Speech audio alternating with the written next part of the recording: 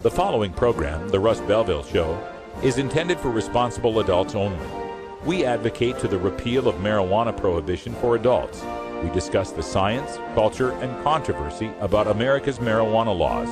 We do not advocate any illegal activity and encourage all listeners to learn their state and federal marijuana laws.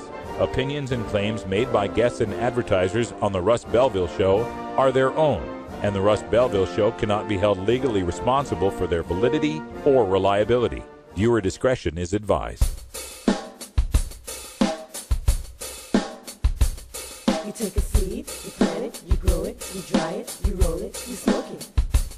You take a seed, you plant it, you grow it, you dry it, you roll it, you smoke it, and it goes down smooth. Hey! Spanning the continent to bring you the truth about cannabis and marijuana law reform. I smoke pot and I like it a lot. From the promise of legalization. And I think that we think if we criminalize our marijuana laws. To the agony of prohibition. One major responsibility is to encourage people to use less drugs. The Russ Belville Show, the voice of the marijuana nation. Yeah, I hear you had a question for me. Now, here's your host, Radical Russ Belville. Good day, Tokers and Tokettes, and welcome to the show. It is Thursday, January 16th, 2014, and it's got to be 420 somewhere in the world. Thanks for being here at the Voice of the Marijuana Nation, where we're bringing you the latest up-to-date information on the news, culture, science, history, and health of marijuana, cannabis, ganja, hemp, whatever you want to call it. We're here to support it. Thanks for being here, and make sure you visit our website at 420radio.org. If you can help support our operations, click on the donate button, give us a one-time donation, or become a monthly VIP supporter. It'd really go a long way toward helping us bring this message all across the country and around the world. Thank you so much for supporting us. On today's show, we are getting ready for tomorrow. We are going to have a live coverage from the State House in Salem, Oregon, where Kevin Sabet will be testifying before the House committee. I'm not sure which committee, but the House legislature there on our plans to legalize marijuana in the state of Oregon. He's, of course, going to say that's a bad idea. The hearing begins at 2 p.m. Pacific time, so we're going to start the show an hour early with cut-ins. We'll talk to some of the activists there. We'll bring you as much of the coverage as we can. I also believe the coverage is covered live on the Oregon State Broadcasting, so we might just take that video window and bring that in for you as well, so you can watch the testimony live. I have got my testimony prepared here, the testimony to the Oregon legislature, rebuttal to the testimony of Kevin Sabet. We're going to bring that to you in our Radical Rant segment at the end of the show. I'll give you a preview of what I have to say to the Oregon State legislature. Also on today's show, we're going to go behind the headlines and take a look at the recent trend now in 4 states where legislators who had previously introduced medical marijuana bills are giving up on them in exchange for the CBD-only Alephsia bills. We'll tell you why that's a terrible idea if you're a person who's in support of marijuana legalization. We've also got our 420 radio news coming up right after the first break, so we'll bring you all the latest news headlines from around the country, including New York State, where the proposed medical marijuana bill there is getting a lot of criticism. We've also got a Ninth Circuit Court decision in California that affects medical marijuana dispensaries. We've got a legalization bill in Maryland. We've got the Denver Broncos Seattle Seahawks Super Bowl, and a decision from the Attorney General of Washington State on the bans on legal marijuana sales there. Also, Daily Toker tunes with a new tune from the Dirtball right out of Bend, Oregon. It's all today on the Russ Belville Show. We'll be right back after these messages from our 420 friendly sponsors. Support these advertisers because their ad money goes straight to the Russ Belville Show.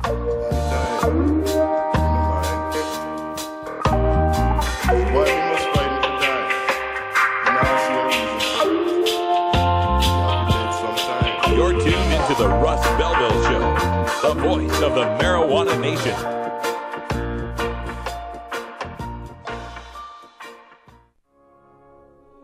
The law offices of Omar Figueroa would like to remind you to stand up for your rights. Please do not give up your precious liberties. There's nothing wrong with standing up for our constitutional rights, and in fact, it's the best way to honor the Constitution that recognizes our natural rights. Treat law enforcement with respect and respect the Constitution by standing up for your rights. If you are detained or arrested, stand up for your rights by repeating, "I respectfully invoke all of my legal and constitutional rights. I do not consent to any search and seizure. I want to remain silent, and I want to speak with my attorney, Omar Figueroa." Omar Figueroa has more than a decade of experience in federal and California courts and graduated from Yale University, Stanford Law School, and Trial Lawyers College. Please contact the law offices of Omar Figueroa at 415-489-0420 or 707-829-0215 or on the web at omarfigueroa.com.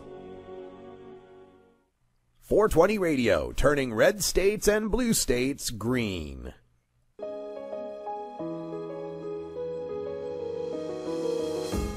Cannabis Outreach Collective is an alternative health and wellness option located in Gladstone, Oregon, that serves patients in the Portland area and beyond. We are a full-service alternative health and wellness collective accommodating patients with natural, organic, holistic, and homeopathic remedies, nutritional guidance, advice, education, and medical cannabis, fully in accordance with Oregon OMMP law. You can find out more about Cannabis Outreach Collective on Facebook at COC503 or by emailing cannabisoutreachcollective503@gmail.com or by telephone at 503-853-1319. Check out our menu on Weed Maps and visit Cannabis Outreach Collective today.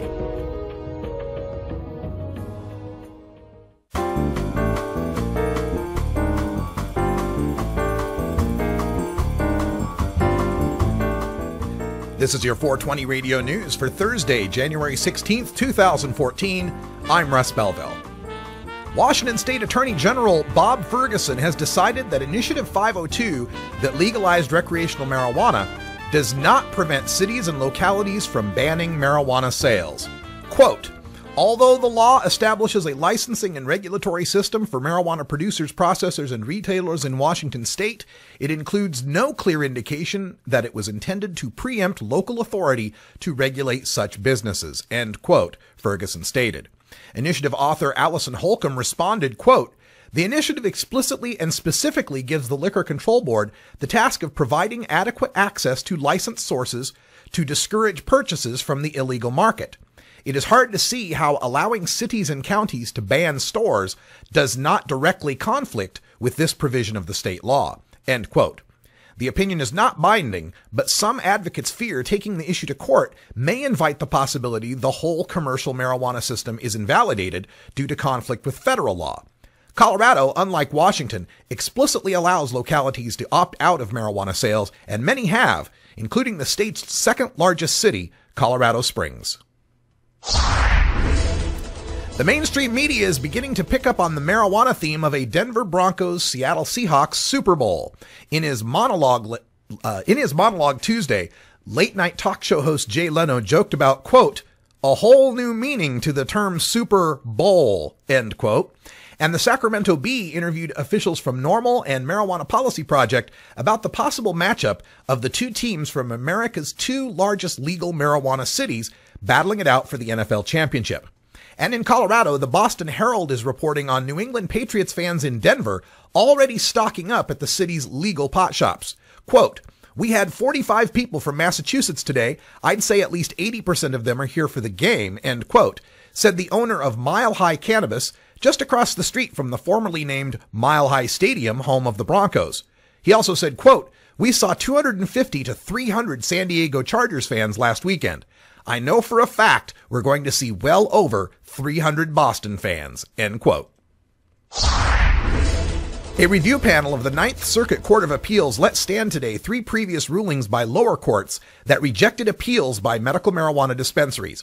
At issue is the pressure used by the federal government against landlords of marijuana dispensaries and the dispensaries themselves for violations of the Controlled Substances Act and other federal laws.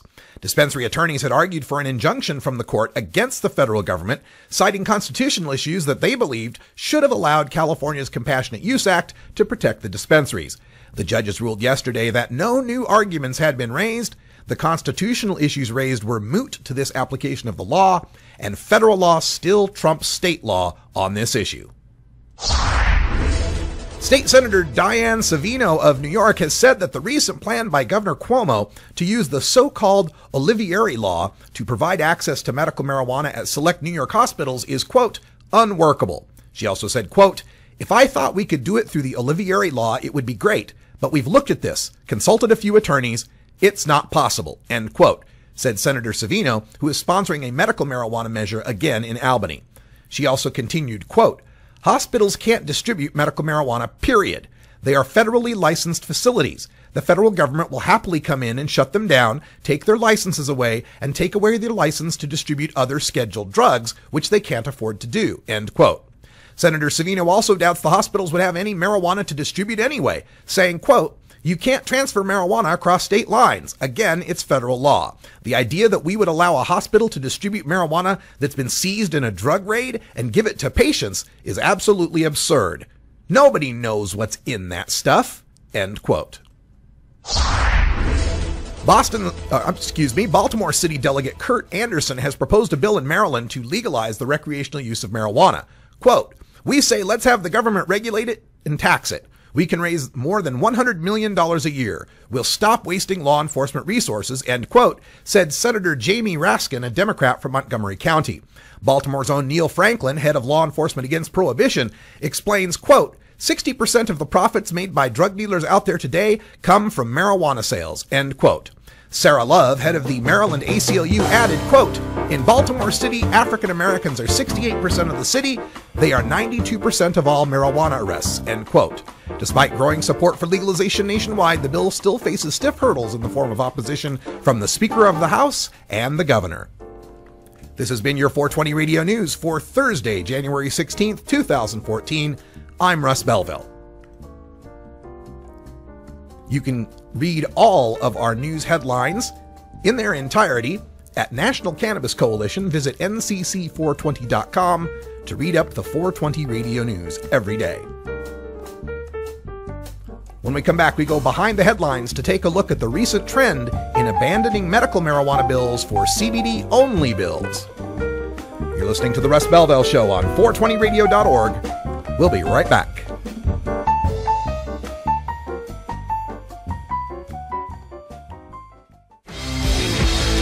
When you are starting up a medical cannabis business, you don't just want any attorney.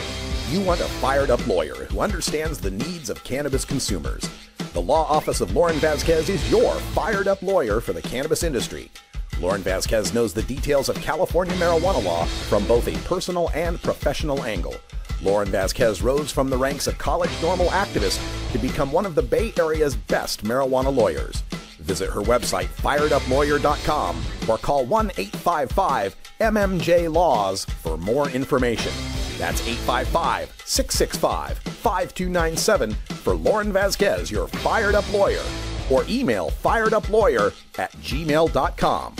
The number again is 855-MMJ-LAWS, 855-665-5297 for your fired-up lawyer, Lauren Vasquez.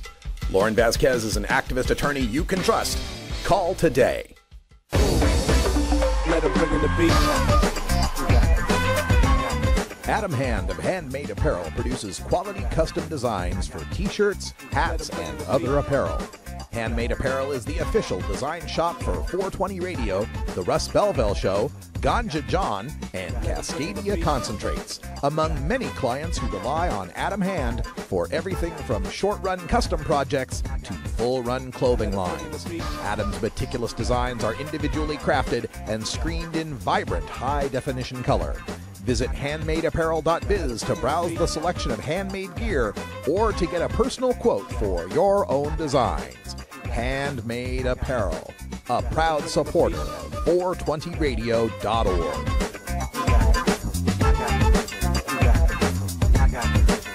Let 'em bring in the beat.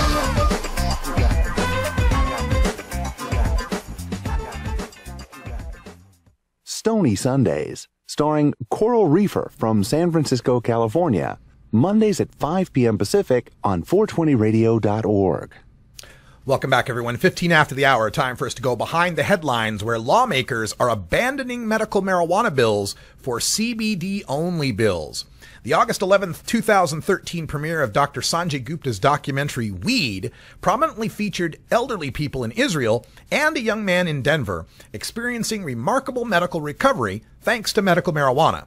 However, the one patient who captured the nation's imagination was little Charlotte Figi, the girl with the intractable epilepsy called Dravet syndrome that seems to be nearly cured by the high cannabidiol or CBD extract from the Charlotte's Web variety of cannabis. While nobody with a heart and a brain would deny Charlotte her medicine or deny that CBD is profoundly medical, what has happened since the public has grown aware of this treatment is a bifurcation of medical marijuana as a political issue. We now have Alepsia, the name lawmakers in Utah have coined for the high CBD extract Charlotte uses, versus medical marijuana, that sticky, crude, raw plant that still contains the nasty delta-9 tetrahydrocannabinol, or THC, in it that gets you high. You can hear it in the defense of providing this Alepsia in states where medical marijuana is forbidden. It has less THC in it than hemp milk in a grocery store, goes the common refrain. So it can't possibly get the patient high. While this is something parents of epileptic kids are happy to hear, the AIDS, cancer, Crohn's, cachexia, PTSD, and other patients who require the medicinal value of THC are probably cringing at the re-demonization of the other half of medical marijuana. When medical marijuana began, proponents of legalization accepted that as a baby step necessary to open the public's mind to the acceptance of marijuana. Once folks saw it helped patients with little impact to society, the strategy went, they'd open up to legalizing recreational use. And that seems to have been the case, as the first states to legalize and the next ones expected to legalize all have medical marijuana laws. But as time marches on, medical marijuana's baby steps keep getting smaller. California's wide open any condition medical marijuana became qualifying condition lists and patient registries in the next 10 medical marijuana states through 2010, and then became strict condition lists and no home grow in the 9 medical marijuana states since 2010. Baby steps are supposed to eventually evolve to walking and running. They're not supposed to devolve back to crawling. Now, medical marijuana is threatening to become CBD only. Lawmakers in Florida, Pennsylvania, Alabama, and Kentucky, who had introduced medical marijuana bills in the past, are now abandoning those plans and introducing bills that only legalize Alepsia-style medical marijuana. Oddly, medical marijuana advocates who are quick to accuse legalizers of throwing patients under the bus with legalization bills are silent on the THC-needing patients thrown under the bus in these 4 states. Apparently, a legalization bill has to be perfect to get some medical marijuana advocates support, but there's no limit to how compromised a medical marijuana bill can be and earn their support. In a sense, the strategy of leveraging compassion for the sick is backfiring against us. In the beginning, we would put the cancer patient front and center and ask, how could you not support medical marijuana to alleviate this person's suffering? People who might have hated pot were forced to hate cancer more and support medical marijuana. Now, the epileptic child is front and center, and medical marijuana supporters are asked, how could you not support a CBD-only medical marijuana law to alleviate this child's suffering? We're forced to support medical marijuana that won't benefit most of the patients that need it, and support for THC is now being equated with support for getting high. Meanwhile, GW Pharmaceuticals, the drug maker behind the whole plant extract Sativex spray that's intended to be a replacement for medical marijuana, is busy preparing to introduce Epidiolex, a CBD extract to mimic Alepsia, for testing and trials. Sativex is in its phase 3 clinical trials already and may be ready for U.S. distribution before the 2016 election. Epidiolex is sure to be fast-tracked for approval by the FDA in response to the overwhelming reaction to Charlotte Figi and the migration of hundreds of sick kids' families to Colorado. How will the dispensary-only medical marijuana systems defend stocking cannabis plant products when there are legit pharmaceuticals of reliable dose and equal or better efficacy Approved by the federal government? Prescribed by physicians? Thought I killed that. Sorry. Libra Mater. Let me try that again. How will the dispensary-only medical marijuana systems defend stocking cannabis plant products when there are legit pharmaceuticals of reliable dose and equal or better efficacy, approved by the federal government, prescribed by physicians, and paid for by insurance? How will home grow states defend allowing patients to harvest a plant that can get non-patients high and is a black market commodity, especially in Washington, where that would be competition for the legal market? In the next 10 years, the path of medical marijuana leads to pharmaceuticals. Those who wish to defend medical use of the whole plant, THC and all, need to recognize that legalization is now the only path that gets you there. Without legalization, medical marijuana must become more restrictive and eventually pharmaceuticalized to filter out the stoners looking to get high. If you want your THC for medicine, you're going to have to join those of us who are fighting for THC to get high. There, Libra Mater. I just needed another minute. Jeez, you'd think she was a stoner or something. No, she's always on time. I guess so. Well, it's 20 after. Time for us. 21 after now. Time for our break. Let's get to it. Oh, have you ever met that funny reefer man? A reefer man. Have you ever met that funny reefer man? A reefer man. If he said he swam to China, he would sell you South Carolina. Then you know you're talking to that reefer man.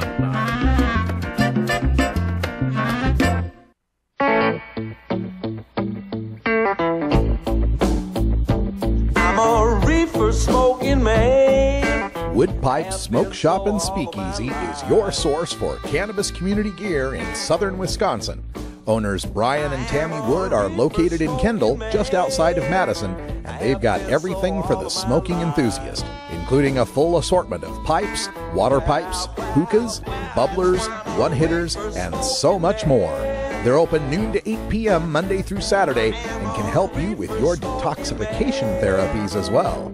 Call 608-466-7473 or email woodpipes@yahoo.com for more information.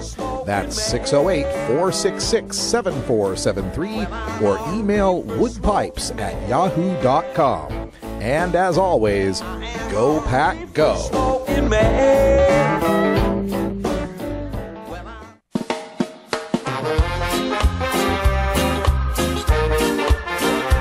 Support the Russ Belville Show. Text the word Russ to 420-420 and connect with the National Cannabis Coalition. You can also send $10 to the Russ Belville Show right from your smartphone. That's Russ to 420-420. You're listening to Radical Russ on the Russ Belville Show.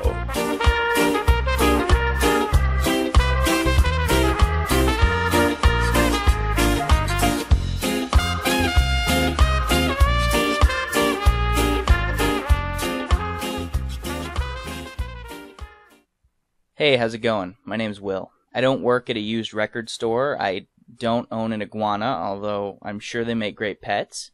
I don't have dreadlocks or play the acoustic guitar. I can remember quite well, thank you, and no, I don't constantly have the munchies. When 420 comes around, I've still got 40 minutes of work left. I've never hit a girl on a bike with my car or shot my friend with a shotgun. I've never had to apologize for letting a girl I was watching drown in a pool while I was getting high because, duh, I wouldn't be getting high if I was around children. I'm a regular guy who works regular jobs, just like the majority of all Americans who use marijuana occasionally and responsibly. My name is Will, and I'm normal.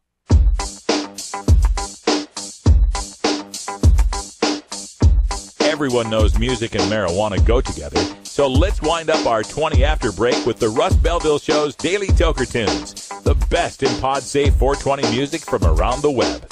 Today is Groovin' Thursday, featuring rap, hip-hop, soul, and funk music. Now, sit back and enjoy your Daily Toker Tunes.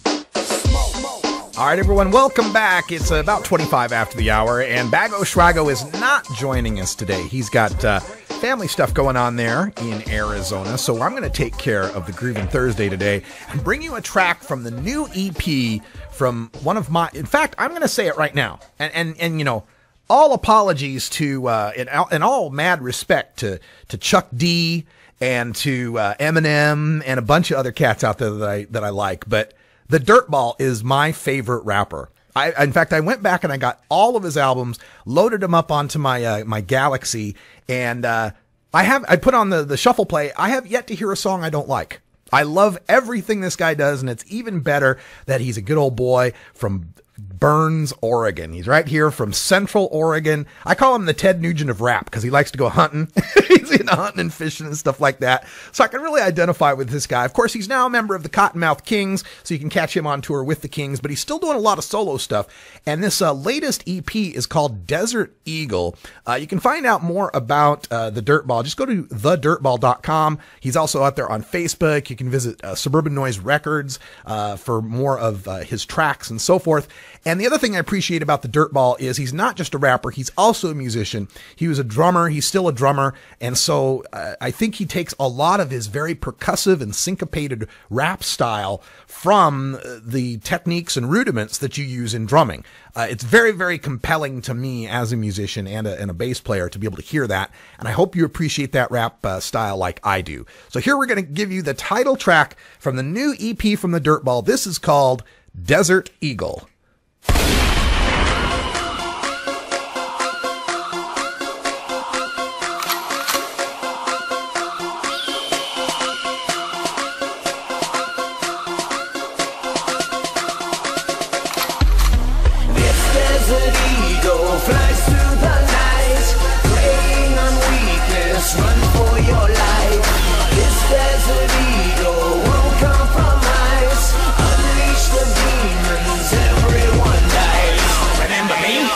Wasn't gonna make it. Fucking around, think I'm gonna take it. Fuck no, I got a steak knife and I'm swinging further than ever. Get ready for the real ride. Ain't that no longer my problem? I'm up on a survival mission. Capital DB division. Flying out of my nest, you best run for cover, you little motherfucker. Give me your life. This time, think I'm gonna meet ya. Make a move and then find a way to eat ya. This game ain't big enough for the both of us. You will never get away from my rhythm. This time, think I'm gonna meet ya. Make a move and then find a way to eat ya. This game ain't big enough for the both of us. You will never freeze from my claw. Desert eagle flies through the night, preying on weakness, run for your life.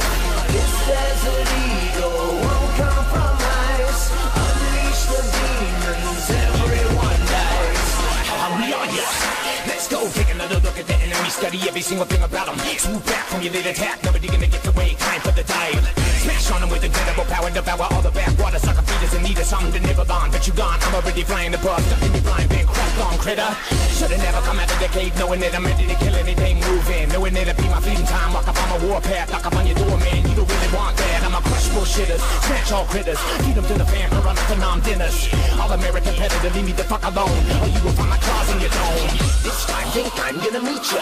Make a move and then find a way to eat ya. This game ain't big enough for the both of us. You will never get away from my rhythm. This time, think I'm gonna meet ya. Make a move and then find a way to eat ya. This game ain't big enough for the both of us. You will never freeze from my claw. Desert eagle flies through the night, preying on weakness, run for your life. This desert eagle won't compromise. Unleash the demons, everyone dies. This desert eagle in full control, sees every movement, sees through the soul. If this desert eagle should meet your stage, let's count your blessings, death to beware. If the desert eagle should sense your fear, know that death is near. Think I'm gonna meet ya. Moving in, find a way to eat ya. This game ain't big enough for the both of us. You will never get away from my rhythm. This time, think I'm gonna meet ya. Make a move and then find a way to eat ya. This game ain't big enough for the both of us. You will never freeze from my claw.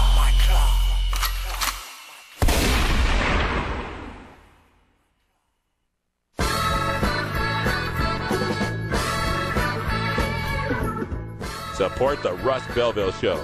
Text the word Russ to 420-420 and connect with the National Cannabis Coalition. You can also send $10 to the Russ Belville Show right from your smartphone. That's Russ to 420 420.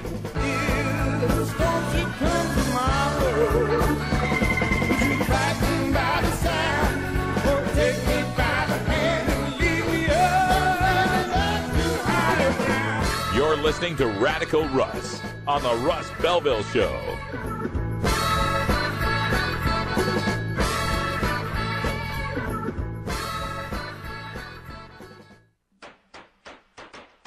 Are you or is someone you know a marijuana smoker? Have you or is someone in your family been arrested for a marijuana violation? You need to know the truth about pot. NORML, the National Organization for the Reform of Marijuana Laws, is the most comprehensive source of information regarding marijuana and its effects on health, as well as legal issues. NORML even offers a database of lawyers specializing in cannabis in your area. NORML, the nation's largest and most successful marijuana law reform organization, has spent decades gathering the knowledge and science on everything related to cannabis.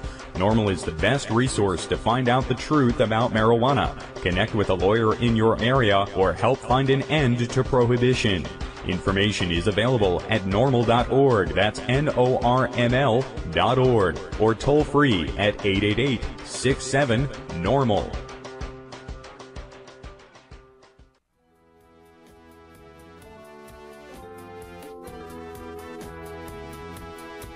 .420 Radio is 24-hour marijuana legalization radio. Check out our midday lineup every weekday at 11 a.m. Pacific Time, 2 p.m. Eastern. On Mondays, it's Hour 2 of the Herb Thrasher Flower Hour with Herb Thrasher and Radical Russ from Portland, Oregon. On Tuesdays, Weed Porn Daily with Oscar Diaz from Florida. On Wednesdays, Gordon Green's Music Planet with Gordon Green from Spain. On Thursdays, the Activism Hour with videos from High Times, Leap, NORML, SSDP, MPP, and more from the United States of America. And on Fridays, Cannabis Cure TV with Greg DeHote from Sussex, England. That's 11 a.m. Pacific Time, 2 p.m. Eastern Time, and 7 p.m. GMT, right here on 420radio.org.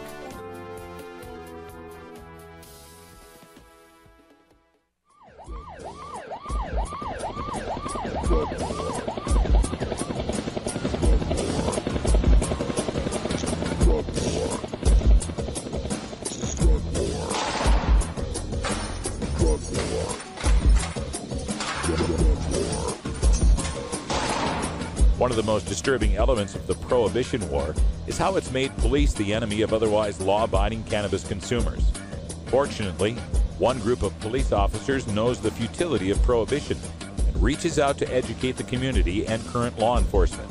Today, the Russ Belville Show visits with another speaker from Law Enforcement Against Prohibition with one clear message: cops say legalize drugs. Well, today we're not going to have a speaker on the phone per se. We've got some new videos from our friends at Law Enforcement Against Prohibition, some of their media appearances out in the mainstream showing how cops say legalize drugs. We'll switch to the video here for you from LEAP. I'm one of the co-founders of LEAP, Law Enforcement Against Prohibition. And why we came together as an organization in 2002 is because we see the failure of the policy of prohibition in our society. I was talking to somebody earlier today, and they said, well, you think these gangsters will just become honest people if we legalize drugs? And my answer to them was no. The gangsters will stay gangsters, but most of the people that are involved in this illegal trade, you really wouldn't classify as gangsters. They're more like opportunists. To give you a quick example, in 1919, there was a homicide rate in this country. We instituted alcohol prohibition in 1920. The homicide rate in this country climbed every year until it peaked in 1933 when we legalized alcohol. And by 1937, the homicide rate in America was back down to the level it was at before alcohol prohibition started. And I want to point out one other thing about 1937. That was the deepest, darkest period of the Depression in this country. So there was a lot of angry people, but they weren't killing themselves anymore because we took the product away that they were killing themselves over. Legalization of drugs is not about the drugs. It is about the gangsterism and terrorism that is supported by the illegal marketplace in this country. Law enforcement was designed by a guy by the name of Robert Peel over in London, England in the early 1800s. And he designed an organization of law enforcement that would protect people from other people doing them harm. When you institute a prohibition like we have with drugs in this country, what you are doing is not protecting people from other people. You are attempting to use law enforcement to protect people from themselves. Protecting you from yourself is a function of family, church, education, and the healthcare system. It never is and never should have been intended to be a law enforcement function. We are out there enforcing morality when we enforce drug laws, and that is not our job. We were not trained to do it. We are not capable of doing it.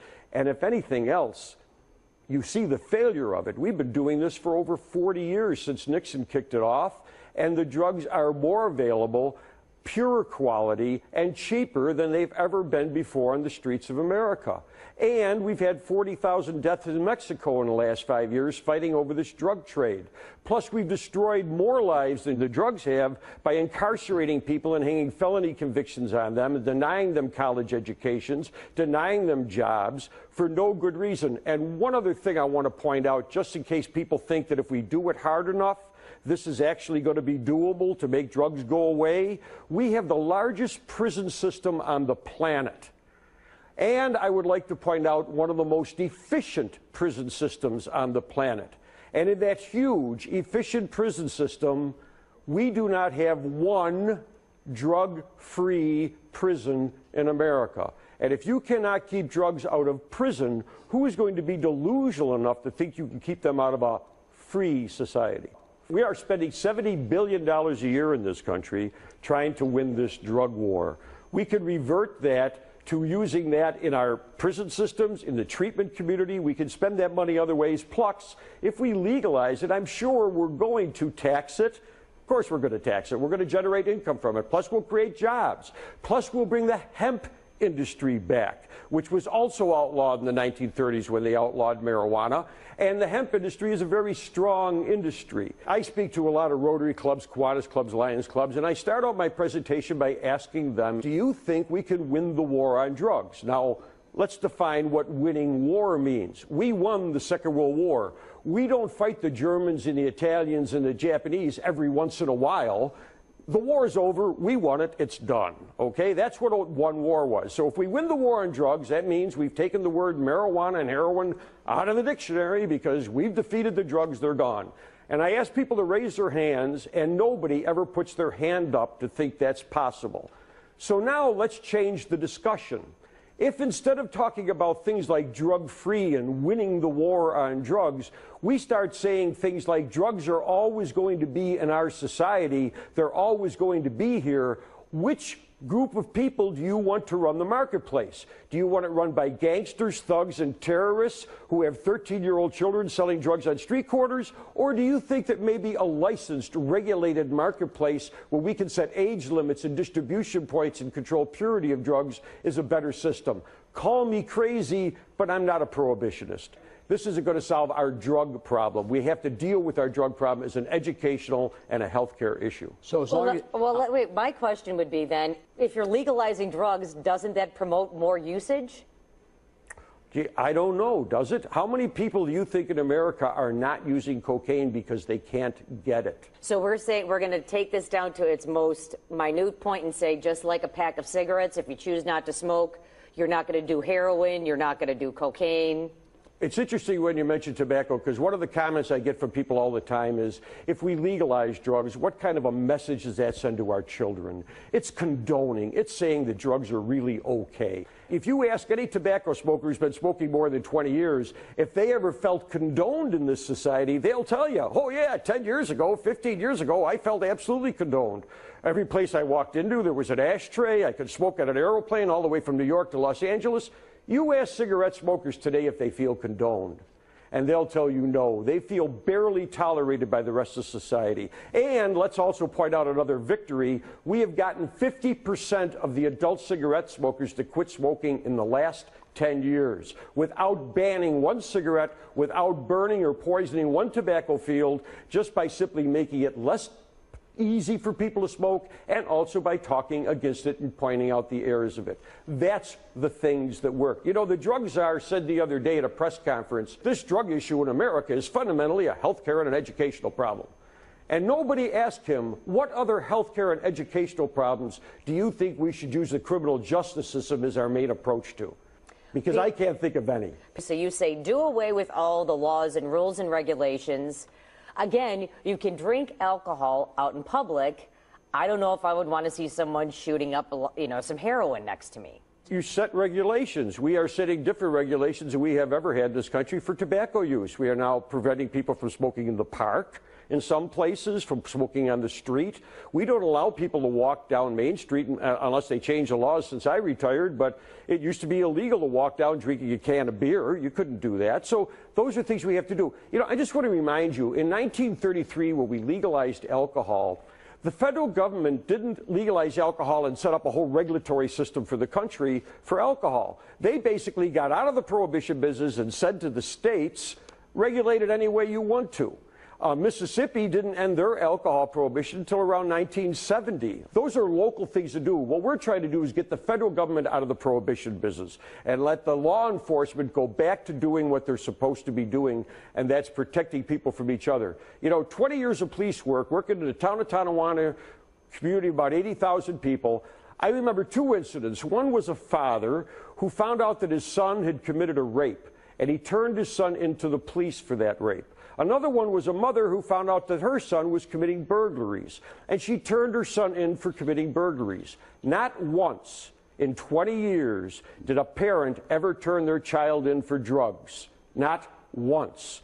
And I can't believe that out of 80,000 people, some mother or father didn't find in the sock drawer a little baggie with something in it. But when it was their child, the last thought in the world was to turn this over to the police. They found other ways to deal with that problem. And we as a society should find other ways. We have 450,000 deaths a year. It used to be, it's probably down a little bit due to tobacco. 150,000 deaths a year due to alcohol. Now, my question is, when you look at all the illegal drugs and you only had 30,000 deaths a year from all illegal drugs combined, the question is, if prohibition is such a good idea, why don't we bring back alcohol prohibition and prohibit tobacco? If it's a good idea, let's do it with all the things we don't like. And the reality is, when I say that to people, they look at me and say, well, that doesn't work. And that's absolutely right. Prohibition doesn't work. That's Peter Christ from Law Enforcement Against Prohibition. I would say one of the best speakers Law Enforcement Against Prohibition has. If you get a chance to book or see Peter Christ in your town, you definitely need to do it. You can contact leap.cc for more information on booking. In the best of the rest of the news, residents of Colorado will go green this New Year's, but not because they drink too much alcohol on New Year's Eve. It's because on Wednesday, the first day of 2014, recreational marijuana shops will officially become legal in that state. Personal use was already allowed in Colorado following the 2012 elections, but the start of totally legal marijuana shops is something new and different and totally exciting. For the first time ever, Americans will get the chance to purchase marijuana just like they do alcohol. And what's more, Colorado officials believe the allure of legal marijuana shops will lead to a big tourism boom, helping bring in much-needed jobs and revenue to their state. Joining me now for more on this story is Major Neil Franklin, Executive Director of LEAP, Law Enforcement Against Prohibition, a retired state police major in the Maryland State Police Department and the Baltimore Police Department. Major, welcome back to the program. Great to have you with us. Thanks for having me back. Thanks for joining us. First, the basics. Legalized pot shops. What's this going to mean for people in Colorado? It's going to mean many things for the people in Colorado. Number one, I think it was in 2010 they spent about $37 million on arresting people, processing people for possession of marijuana. In that state? In that state. So that's a savings, the direct savings right there from the taxpayers. But more importantly, it's the being free from that. I don't know if you've ever been arrested before. I have, actually, but it was for protesting against the war and stuff like that. Right, but it's not a pleasant experience. No, it's not at all. Okay, not just the act of being arrested, but the fallout from that. You know, many people have lost their jobs. You know, you spend a night or two in the detention center and that process and being fingerprinted and the money that it costs, you know, to hire an attorney and everything that comes after that. They will be free of that. Yeah. But more importantly, at least from my perspective, from one of law enforcement, number one, the police are going to be able to pay attention to crimes of violence more now. Real criminals. Real criminals. You know, the rapes, the robberies, domestic violence, crimes against our children, which have been neglected, you know, for so long now. In addition to that, I think that the citizens of Colorado are going to see jobs coming. They're going to be one of the very few states to economically pull themselves, you know, up out of this downward spiral that many states and cities are in today. Yeah. What we've been hearing about are the direct cost savings, the direct money that will be coming from taxes, but no one's talking about the indirect savings and the indirect money that's going to be coming into the economy in Colorado from those thousands of people who will be put to work. Right. You know, they'll be paying taxes. You mean like after Prohibition ended, the restaurant business boomed in, absolutely. in the country's cities? Absolutely. You could have a glass of wine with dinner. So all these new employees are not just paying taxes. Yeah. They're spending money in local stores and buying cars and buying homes and paying their bills on time. We have just a minute left, but I'm curious your take from a law you're a police officer. Well, from a law enforcement point. I think this is a bad day. January 1st is going to be a bad day for criminals. It's going to be a bad day for the cartel, at least those who are operating in Colorado and soon to be Washington State. Yeah. And outside of the country, Uruguay, it's a bad day for them and for our local gangs, you know, because they're no longer will they be able to make money selling marijuana on the street corners and the violence that they cause from that. At least 60% of their proceeds from selling drugs is gone in Colorado. Wow. So it's a good day for police. It's a good day for police. It's a good day for our kids who are no longer going to be recruited into the illegal marijuana selling business, selling marijuana in our schools. I mean, how can anyone, other than criminals, be against this new policy in Colorado? Yeah, yeah. That's brilliant analysis. Yeah. Major Franklin, thank you so much for being with us. Thanks for having me. Happy New Year. Pleasure and honor to meet you. That's Tom Hartman on the RT channel, Russia Today. Tom Hartman, by the way, happened to be my mentor in talk radio back in 2006 when I first started down this path. So nice to see Tom Hartman on the airwaves. A very, very good man and one of the smartest human beings I've ever met. You want to talk about the Founding Fathers? This guy can tell you about the Founding Fathers. We come back, we'll have time for a rant on more Kevin Sabet. It's simply business. It's simply business. It's simply business, you know why they won't let us grow. It's simply business. We'll be right back after these messages from our 420 friendly sponsors. Support these advertisers because their ad money goes straight to the Russ Belville Show.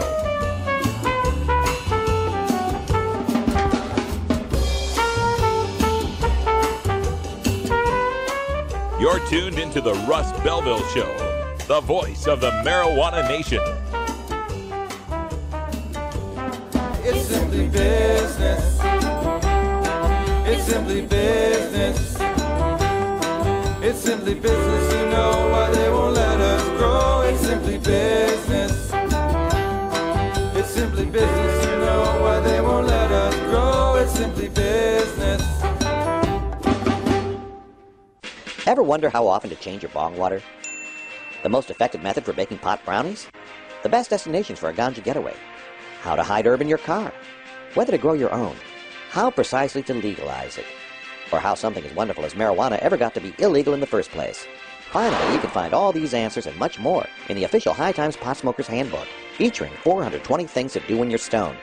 Since 1974, High Times magazine has covered marijuana in all its aspects and wonders, from cultivation to legalization to the herb's enduring and exalted place in popular culture. Packed with inside information, the official High Times Pot Smoker's Handbook rolls all of this collected wisdom together into a single indispensable ganja guide, including an entertaining look at marijuana's history, profiles of herb-friendly travel destinations and festivals, favorite potluck recipes from the High Times staff, smoking skills, advocacy and activism, essential marijuana movies and songs, profiles of famous cannabis strains, comprehensive growing information, celebrity endorsements, and much more. This is truly, finally, the ultimate guide to green living. 420 Radio, turning red states and blue states green. Hey, Ellen, want a hit? Want to smoke a joint before trying this on? Here you go, Ellen. You want to get high? We got some great high stick in the back. Smoke. Kind buds. Sexy. You're gonna love this stuff. It'll get you really high.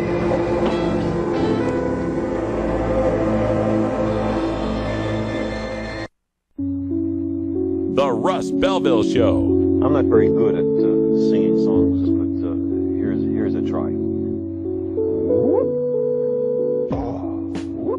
According to lifelong pot smoker and rocket scientist Carl Sagan, making apple pies from scratch is extremely difficult. If you wish to make an apple pie from scratch, you must first invent the universe. Radical Russ and the Rolla J Studios crew will be right back after these messages. A morning filled with 400 billion suns, the rising of the Milky Way cosmos. You want answers? I'm as mad as hell, and I'm not going to take this anymore! You want answers?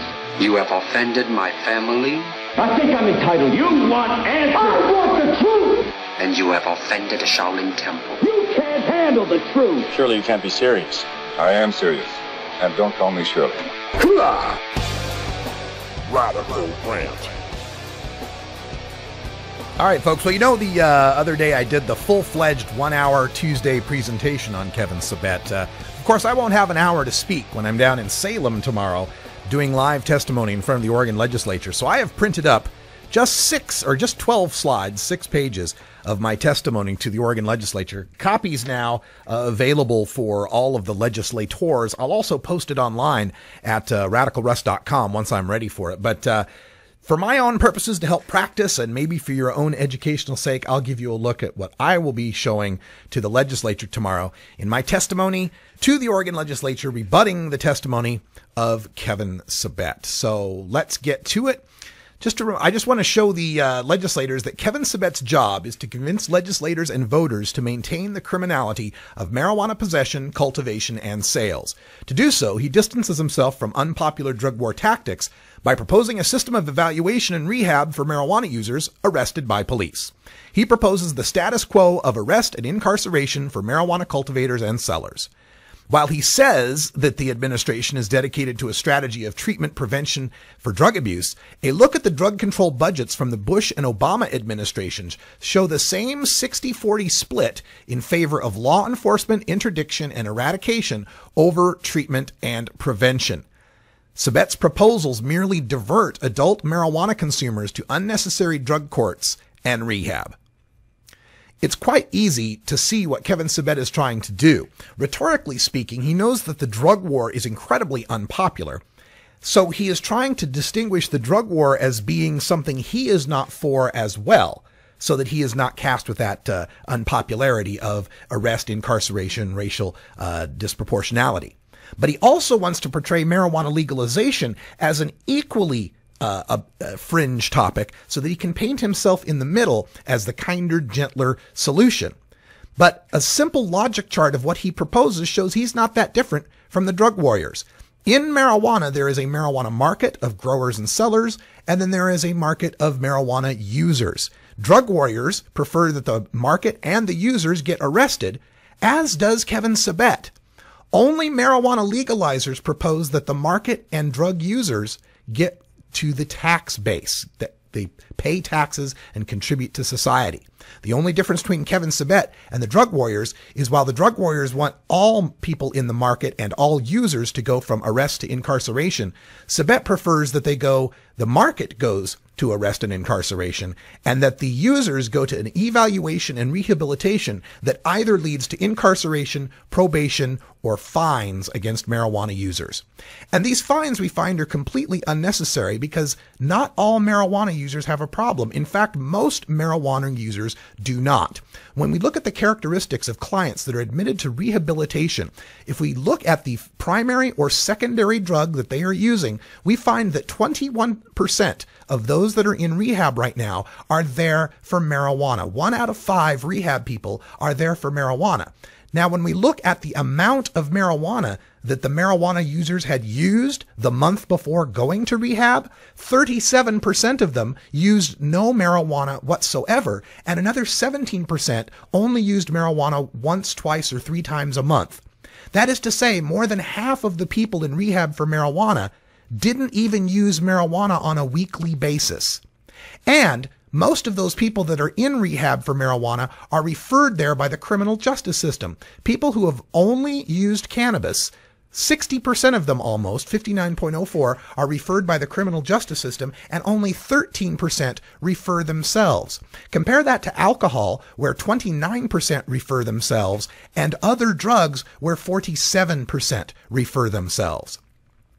Another tactic of Kevin Sabet is to bring up the specter of big tobacco, that somehow we'll have a Joe Camel that's preying on our children. Well, folks, Joe Camel has been missing since 1998. No kid under the age of 16 has even seen Joe Camel on a TV or magazine ad. And there's a number of federal regulations that have been passed since the 1960s that control the First Amendment rights of the tobacco companies. How is it that we got fewer kids to smoke tobacco, even though there's a industry that promotes it and kids can get it when they're 18 years old?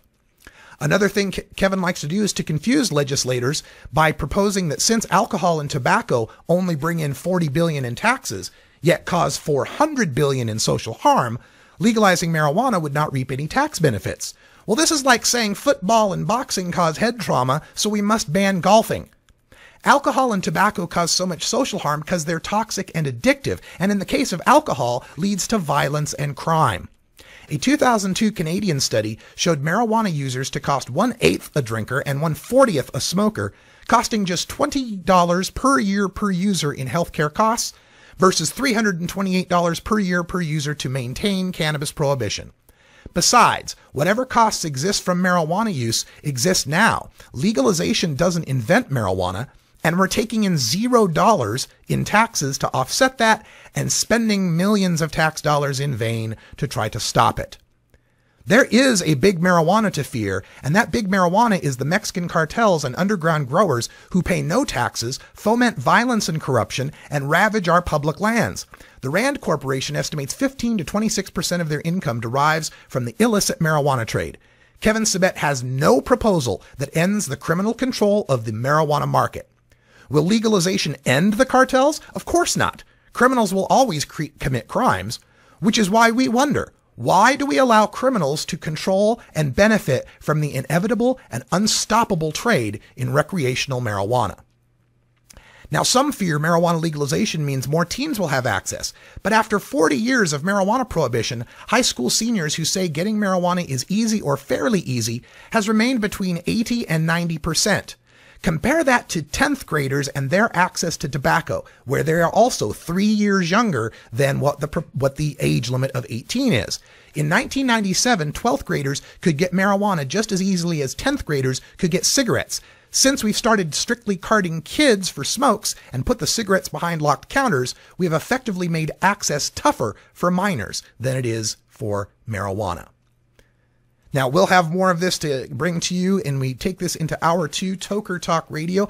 Hope you'll join us for the last couple of slides that I've got here in the Kevin Sabet presentation. And again, we'll post this up on the internet. I already posted most of the graphs and pages on my Pinterest account. If you go to pinterest.com/radicalruss, you are welcome to download any of that and use it for your own letters to the editor, for your own presentations, whatever you can do to help spread the word about Kevin Sabet and his disingenuous tactics, folks. We're not going to just let him come down here to Oregon and lie to our legislature, that's for sure. That's all the time we got here for Hour 1. And again, stay tuned for Hour 2, Toker Talk Radio. We're going to take a look at some of those other states that are proposing CBD-only bills for medical marijuana. We've also got a new story coming in from Missouri on legalization. You want to catch up on that. And the head of the DEA is freaked out about marijuana legalization. You got to hear this stuff. Thanks for joining us. For Brian the Red, I'm Radical Russ. Stay tuned for Hour 2. And until next time, Take care of each other, Tokers.